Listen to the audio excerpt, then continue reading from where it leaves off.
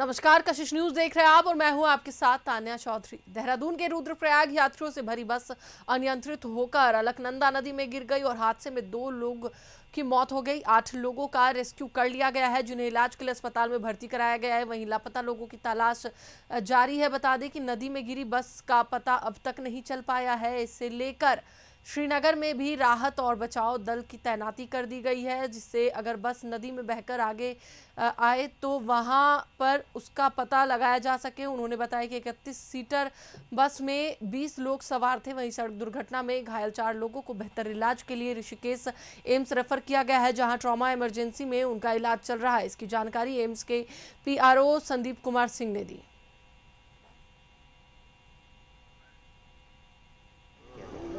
देखो, ये बड़ी दुर्भाग्यपूर्ण घटना हुई है। एक जो बस थी, ये जा रही थी बद्रीनाथ को, और घोरतीर से आगे थोड़ा सा नैरो स्पेस है, वहाँ पे वो पैरापेट तोड़ करके नीचे चली गई। इसमें एक ड्राइवर सहित जो है टोटल 20 यात्री थे।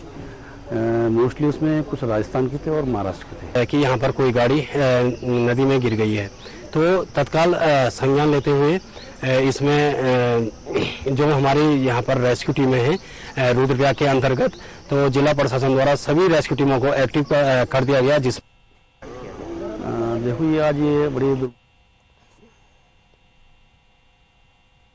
पास यहाँ पे लाए गए हैं। चारों के नाम है हेमलता, दीपिका, ईश्वर और सुमित। इनको मल्टीपल इंजरी है और इनको डॉक्टर नीरज और डॉक्टर रूबी की देखरेख में इनका इलाज चल रहा है। हादसे के 4 पेशेंट हमारे पास यहाँ पे लाए गए हैं। चारों के नाम है। मसूरी देहरादून मार्ग पर गलोगी धार के पास कार में अचानक से आग लग गई, जिसमें सवार एक ही परिवार के 5 लोगों ने कार से निकलकर अपनी जान बचाई। प्रत्यक्षदर्शियों ने बताया कि कार से अचानक धुआं उठने लगा। चालक ने समझदारी दिखाते हुए तुरंत गाड़ी साइड में रोकी और सभी को बाहर निकाला। कुछ ही सेकंड में आग ने कार को पूरी तरह अपनी चपेट में ले लिया।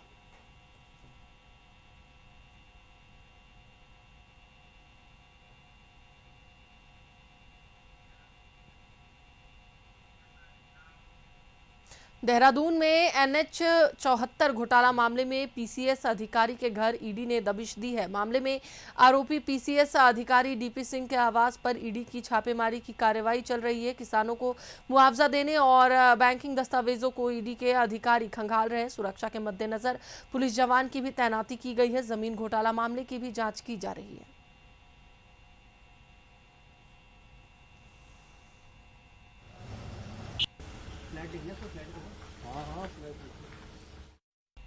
उत्तराखंड के चमोली जिले के नारायण बगड़ के रहने वाले युवक राजेश को 15 साल बाद अपने परिजनों से मिलने का मौका मिला है। इसके साथ ही उसे बंधुआ मजदूरी से भी मुक्ति मिली है। बता दें कि करीब 15 साल पहले किसी बात पर नाराज होकर राजेश घर से भाग गया था। इसी दौरान वो पंजाब पहुंचा। यहां उसकी मुलाकात गौशाला मालिक से हुई। तभी से यहाँ वो काम कर रहा है। काम ना करने पर उसके साथ मारपीट की जाती। इसके साथ ही उसे खाने के लिए भी नहीं दिया जाता था। युवक का वीडियो सोशल मीडिया पर सांसद अनिल बलूनी ने शेयर किया, जिसके किए जाने के बाद पंजाब के राज्यपाल ने हस्तक्षेप किया। पुलिस ने युवक को गौशाला से छुड़ाया और उसके परिवार के पास भेज दिया है। गौशाला मालिक के खिलाफ मामला दर्ज किया गया है।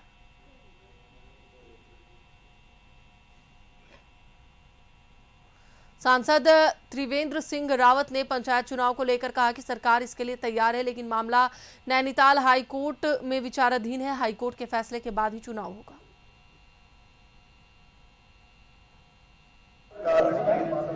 एक ऐसा कालखंड था जो तत्कालीन प्रधानमंत्री श्री देश की इंदिरा गांधी जी, उन्होंने अपनी सरकार को बचाने के लिए, अपने आप को बचाने के लिए जबरदस्ती देश के ऊपर थोपने का काम किया। आज वही कांग्रेस लोकतंत्र को बचाने की बात करती है।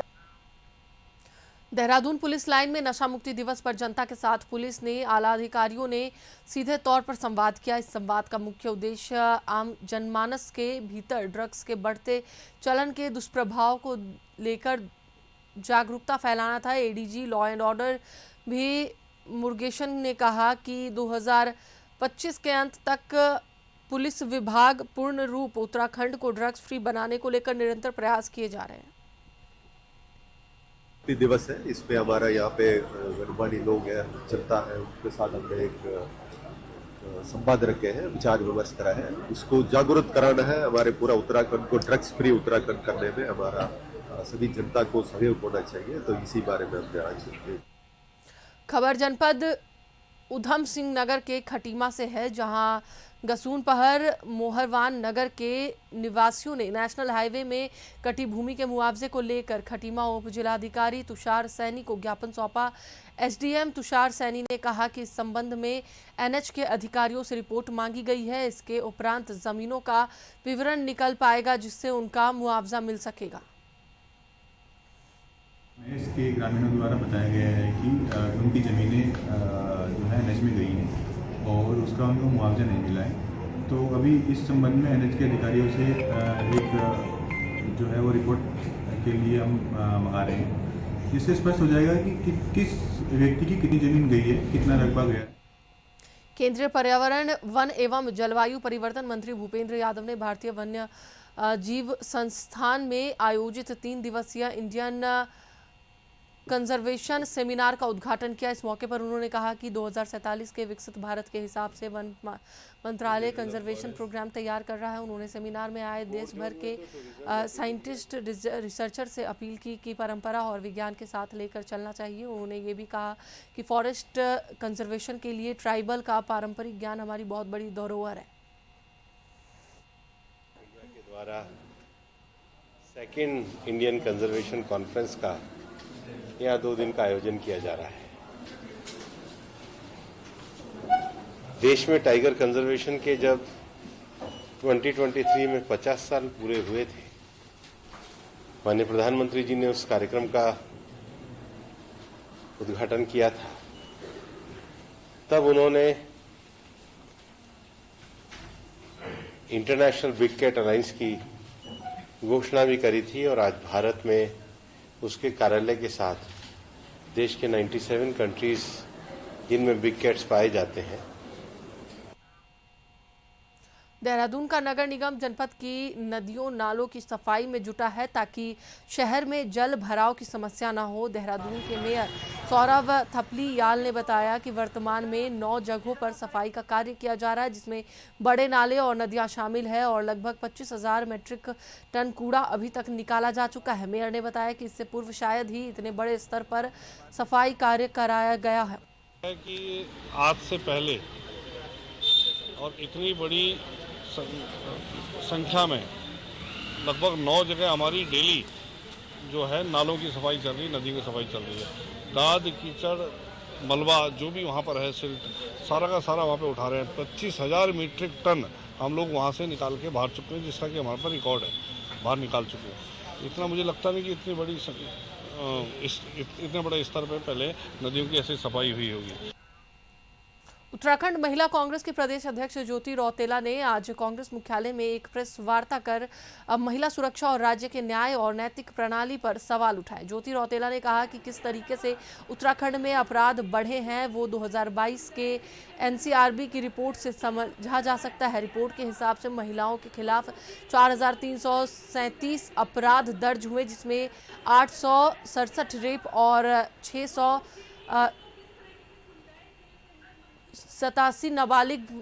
37 नाबालिग बच्चों से रेप शामिल है। वहीं ऐसे मामलों में भाजपा के लोग संलिप्त हैं।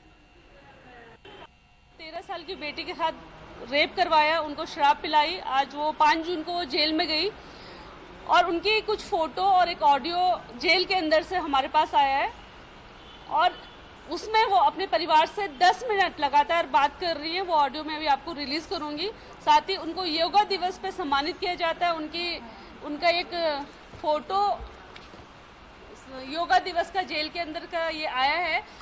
जो महिला 5 जून को अरेस्ट हुई है एक गंभीर मामले में, अपनी बेटी के साथ रेप करवाने के मामले में, उनको उस महिला को, क्योंकि वो भाजपा से जुड़ी हुई है, तो उनको जेल में ये सुविधाएं दी जा रही है कि वो अपने केस को भी इन्फ्लुएंस कर सके। उनको मोबाइल की सुविधा दी जा रही है। 13 साल मुख्यमंत्री पुष्कर सिंह धामी ने उत्तराखंड की ग्रीष्मकालीन राजधानी गैसौन में एक गांव को गोद लिया है। आज उस गांव में विकास की लहर दौड़ रही है। साथ ही गांव में ऐसे कई युवा हैं जो स्वरोजगार कर अपने ही गांव में रह रहे हैं और इसी को मिसाल बनाते हुए उत्तराखंड के 40 वरिष्ठ IAS अधिकारी भी गांव को गोद लेने जा रहे हैं। बाकायदा इसको लेकर नोटिफिकेशन भी जारी कर दिया गया है। प्रदेश सरकार की इस पहल का बीजेपी ने स्वागत किया है।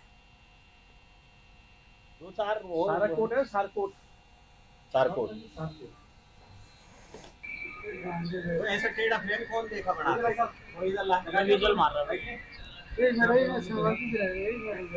लगे हुए डेली आजकल फोन करने पे घरा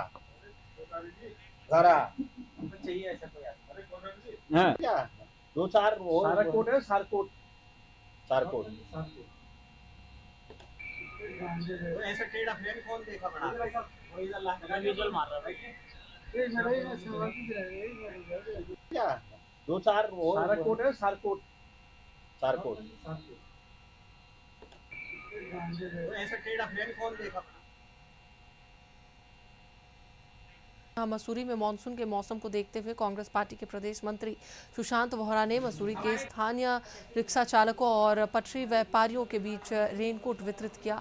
कार्यक्रम का आयोजन मसूरी के कांग्रेस भवन में किया गया, जहां पूर्व विधायक जोत सिंह मुनसोला, पूर्व पालिका अध्यक्ष मनमोहन सिंह मल और महिला कांग्रेस अध्यक्ष जसबीर कौर मौजूद रहे। कांग्रेस परिवार ने आज उनके विषय में सोचा और उनको यहाँ पर रेनकोट बांटे गए। ऐसा कुछ नहीं है, 2027 की तैयारी भी साथ साथ चलेगी, परंतु ये बहुत अच्छी सोच है कि हम अपने शहर के प्रत्येक वर्ग के बारे में सोचें।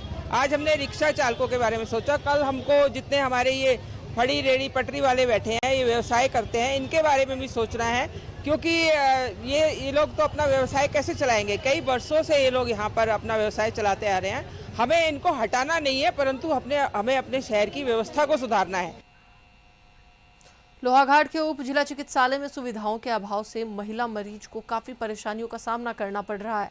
दरअसल चिकित्सालय के प्रसूता कक्ष का शौचालय की छत में दरारें पड़ गई है और पानी टरक रहा है और शौचालय का दरवाजा भी टूट चुका है। साफ सफाई का भी ख्याल नहीं रखा जाता है, जिससे प्रसूता और उसके साथ रहने वाले परिजनों को काफी दिक्कत आ रही है। तो मशीन लग गया है। तो मशीन लगाने में यहाँ पे एक तो पलक खराब है, मतलब जिस एक रूम में 6 पलक है तो एक ही सही है, और वॉशरूम डिलीवरी वालों के रूम में मतलब वॉशरूम खराब है, टपक रहे हैं वो बारिश में। धूप वालों के लिए तो धूप में तो सही है, कोई भी जा सकता है, और यहाँ वॉशरूमों में ना हार्पिक है ना ब्रुश है कहीं भी। मतलब मैं जितना मैं भी गई वहाँ तो नहीं था, और लगे पता नहीं। सर जो मतलब ऑपरेशन वाले हैं ना, जिनकी ऑपरेशन से डिलीवरी हो रखी है, तो उनके लिए मशीन लगाने में दिक्कत हो रही है, बदबू आ रही है अंदर। पौड़ी की डीएम स्वाति एस भदौरिया ने जिला योजना की समीक्षा बैठक ली और कई निर्देश दिए। इस दौरान स्वास्थ्य सहकारिता सेवा योजन और रेशम विभाग के अधिकारी अनुपस्थित रहे, जिस पर जिलाधिकारी ने नाराजगी जाहिर की और स्पष्टीकरण मांगा है। डीएम ने सभी विभागों को जिला योजना के तहत मिलने वाली राशि का उपयोग जनहितकारी और परिणाम आधारित योजनाओं पर करने का निर्देश दिया है। उन्होंने अधिकारियों से कहा कि वे अपने विभागों से कम एक नई और सार्थक योजना प्रस्तावित करें ताकि जिले में विकास कार्यों को मजबूती मिल सके। योजना की बैठक की गई, जिसमें सभी विभाग उपस्थित थे। इसमें 4 विभाग उपस्थित नहीं थे, उनका स्पष्टीकरण भी तलब किया गया, और साथ में जब तक वो औचित्यपूर्ण अपना स्पष्टीकरण नहीं देंगे तब तक उनके पैसे रिलीज करने पे भी रोक लगाई गई है। और उसके अतिरिक्त जो हमारे बाकी विभाग थे, उसमें सभी को ये निर्देशित किया गया है कि जो कुछ नवाचारी योजना है, जो हमारी लोकल जरूरत के हिसाब से जो पब्लिक की डिमांड है लोकल लेवल पे, और जो कि जल्दी से धरातल पर उतर सके और इसी साल कंप्लीट हो सके, ऐसी योजनाओं को प्राथमिकता पे रखा जाए और उसका तत्काल क्रियान्वयन भी धरातल पर सुनिश्चित किया जाए। कुछ हमारे ऐसे विभाग हैं जिसमें हम लोगों ने अधिक परिव्यय दिया, जैसे स्कूल एजुकेशन है, पर्यटन है, तो इन लोगों के लिए स्पेशली अलग से भी बैठक की जाएगी कि जो इनकी योजनाएं हैं वो किस प्रकार से और बेहतर हो सकती हैं और उनका क्रियान्वयन। विश्व तंबाकू निषेध दिवस के मौके पर ड्रग की देवभूमि अभियान के तहत चंपावत और लोहाघाट में नशा मुक्ति जागरूकता रैली का आयोजन किया गया। इसमें स्कूली छात्र, पुलिसकर्मी, एसएसबी और आईटीबीपी के जवान शामिल हुए और लोगों से नशा छोड़ने की अपील की। एसपी ने लोगों को नशे के दुष्परिणाम की जानकारी दी और नशे की जगह जिंदगी चुनने की अपील की।